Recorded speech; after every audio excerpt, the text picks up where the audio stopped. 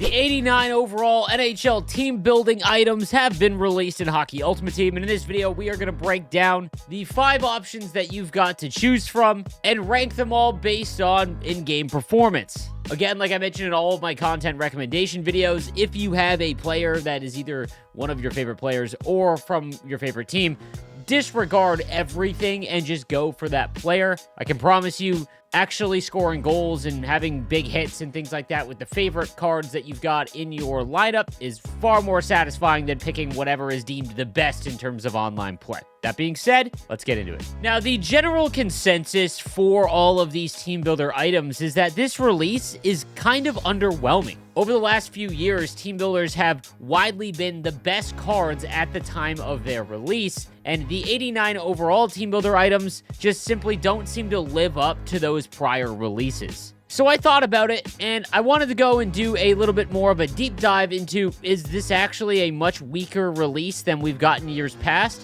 So I went back to NHL 24. So let's take the 90 overall Robin Regehr. Now, for context, these were released about 2 weeks earlier in December than when we got the second release of Team Builders, the 89 overalls in NHL 25. Now, obviously, these are 1 overall higher, but I want to touch on something that I don't think many people realize, myself included, when it comes to just a lot of the cards and how we build them and what made them important in prior games. Number 1, the customizable synergies. EA's content team has all but removed the customizable synergy option, which in my opinion makes no sense and was a very important factor early on in the game. For example, all of these were relatively easy to get activated. Maybe you couldn't activate all 3, but there was enough options where you could mix and match. For Robin Regehr, for example, you could activate defensive defenseman, which would almost max out his defensive awareness in the stick checking stat. He's already got 99 body checking. And then since you don't necessarily need more body checking from checking boost,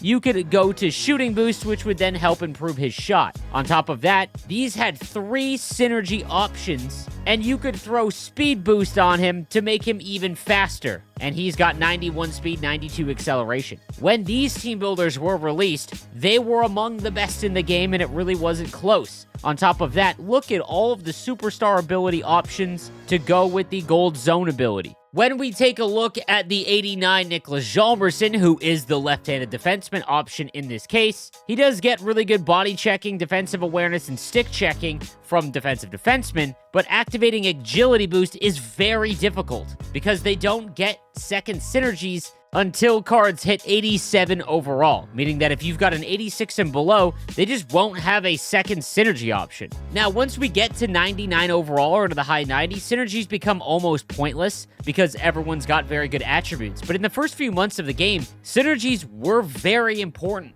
And we used to be able to have a couple of options for each card, especially the big releases like Master Set player items or Team Builder cards. Now we're just given whatever the card's player type is, and then a random boost synergy that, again, is very difficult for the casual player to activate. On top of that, very limited abilities across the board. We get the Gold Zone ability, but only 1 Superstar ability. And if we don't like that Superstar ability, well, we're just kind of out of luck. So the lack of creativity and options for each of these cards has been removed so much that it really lowers the ceiling on the team builder card specifically. And I'm actually okay with the slower progression. You can have the overalls be lower in check, but removing the customizable synergies and the small amount of abilities simply based on the card's overall and not taking into account the type of card, the fact that team builders are extremely difficult to make, so they should operate a little bit differently than the rest of the normal cards that are released. Again, just feels like we're undoing a lot of the good that the content team had released in prior years. However, these are still good cards. I don't want to say that they're not, but I just wanted to do a little bit more of a deep dive into how much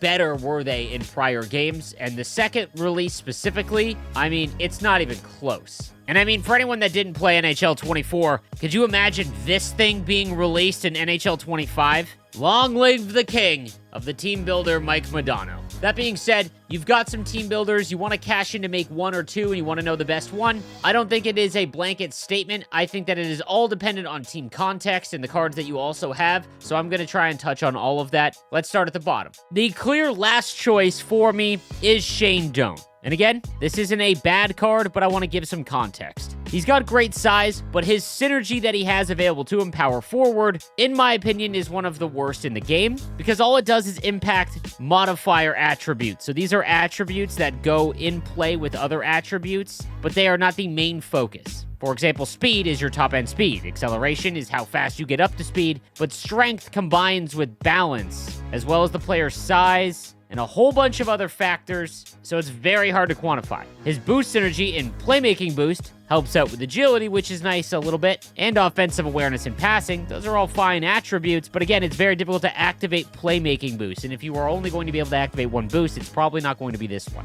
His two abilities in Born Leader as well as Close Quarters. Born Leader definitely has some play because of the energy issues with the line changes and everything like that. The issue is if you are playing Rivals and you have hit your plateau, I don't know about you, but I'm not really scoring 8 goals a game, and if you don't score every game with Shane Doan, you're not taking advantage of that ability. Now, the hits and block shots help, but again, I just think there are more impactful abilities. To be honest, I think it would have been better to have him have gold close quarters, because I do think that ability is half decent. His skating is the real issue. 90 speed, 90 excel, 89 agility. Again, not bad for this stage of the game. The issue is that it will be outpaced, and it is clear that we are seeing team builders come about every 2 months. So in 2 months from now, how far down in the lineup do you think a right-handed winger, a pure winger with only 76 faceoffs, is going to be in your lineup? And because of all that, that is why I think he would be my last option. I want to be clear here, because I can already see it in the comment section. This is not a bad card. I don't think he's a trash forget-it card. I just don't see how you could justify making him, unless he's your favorite player, with the cost required over the other options. Next up would be Alina M&uuml. Now, obviously, a lot of the player base is going to completely disregard her because she's 5'6", 143, but as we've seen in NHL 25, smaller players can be useful in this game. She's got sniper forward and agility boost. I think we've seen agility boost a little bit more often than some of the other boost synergies, but regardless, at 90 speed, 90 excel, again, not great. In terms of longevity, 93 agility off the base is pretty good, and 91 balance will help out the fact that she's only 5'6", 143. Her shot is above 90, hand stats are all above 92, and she's got 90 face-offs, so you could play her at center. Elite Edges is one of my favorite abilities in the game still, and Puck on a String can be quite fun. Again, I think that there are other stronger options, but she at least gives you some lineup flexibility. You can play her on the wing or at center. Next up, we've got Niklas Hjalmarsson, 6'3", 197. Again, a very strong left-handed defenseman option for you. He's got defensive defenseman, and if you can get that activated, he almost has maxed out defensive awareness, body checking, and stick checking. Again, that is all great. Also has agility boost. His skating doesn't touch 90, however, and again, just like I mentioned, in 2 months, how many other cards are going to pass him? Gold Shutdown is a great ability, as is Elite Edges. His deking at 85 is pretty rough, as is his offensive awareness. Again, that is a very important stat, but defensively, this is a great card. The reason why I have him at 4 is simply because of the other options available. If you are playing the game regularly and you've got team builders, you're more than likely going to be able to get the 90 overall XP Victor Hedman for free, who has two-way defenseman, which will give him almost max defensive awareness to stick checking, and he's 6'7", 246, meaning his reach is fantastic. Silver Stick 'em Up is going to be impactful, and he's got gold elite edges to be able to keep up making the cuts left and right with anyone he goes up against. Now, his skating doesn't hit 90 either, but his size makes up for it simply because he covers more area of the ice. So regardless, Niklas Hjalmarsson would more than likely fall to the second left-handed defenseman spot for you,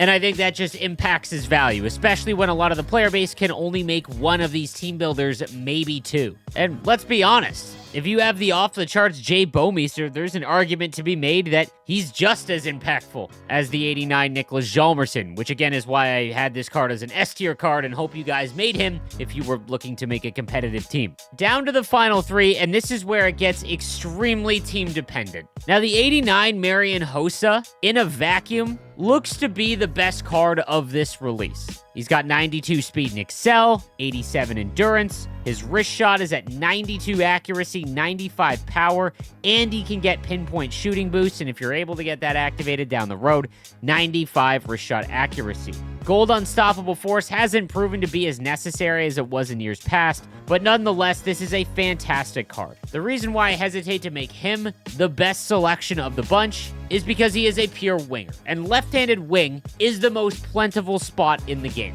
especially if you're working towards Connor McDavid's charged card. If you started at the beginning of the game and you're no money spent and you've really been trying to get Connor McDavid's supercharged X Factor, again, that means you've got a couple options. Number one, this card only has 85 faceoffs, and just given the abilities and his attributes, I think better plays on the wing. But you also probably have the BND Nikita Kucherov, and at 87 overall, has a very similar shot to Mari&aacute, and he's got 90 speed, 90 excel, and 92 agility. Again, his balance and endurance isn't as good, but it is still very similar. Now, there is a unique combination where if you aren't going towards McDavid's charged X Factor card and you make his Frozen Forces version, which I recommend you do, with 90 faceoffs on this card, I would play him at center, and then you could pair him with Mari and Hossa, and you've got a hell of a first line for quite some time, which is why I think there is situations where Mari and Hossa would be the best option for you. The real issue is this. Are you losing Saku Koivu? If you have a team something like mine, maybe you made